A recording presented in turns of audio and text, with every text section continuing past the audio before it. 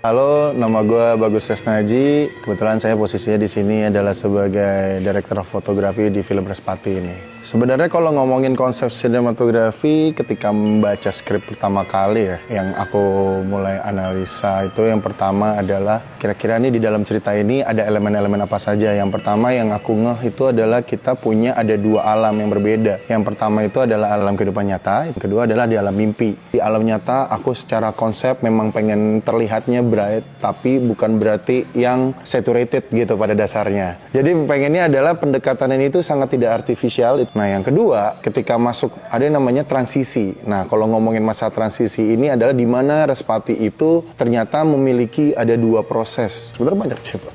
Cuman aku bentuk di dua proses.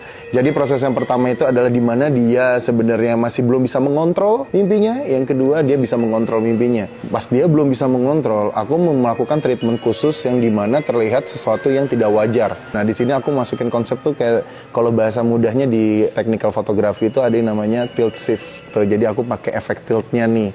Kita dapat detail close up, tapi juga kita masih ada beberapa fokus yang di belakang gitu. Jadi itu membuat sesuatu yang menarik. Jadi semacam kayak mengaburkan sebuah dimensi atau sebuah panda vision tuh kayak vision tuh seakan-akan kayak semacam terbatas dan kita tidak bisa mengetahui antara realita dengan alam di bawah sadar. Nah transisi yang berikutnya adalah yang aku maksud di mana dia bisa mengontrol mimpi, dan ini aku kembalikan kembali menggunakan lensa-lensa yang memang lensa normalnya pada dasarnya seperti itu. Aku memilih Sony Venice itu sebagai kamera utamaku dan aku pakai juga beberapa kamera lainnya kayak contohnya kayak kamera FX6 salah satunya.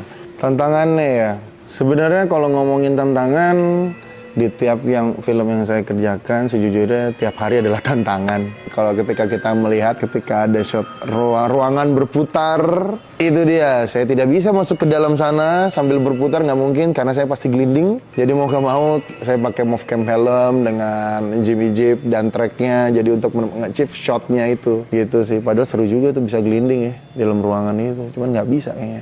Iki kowe apa aku nek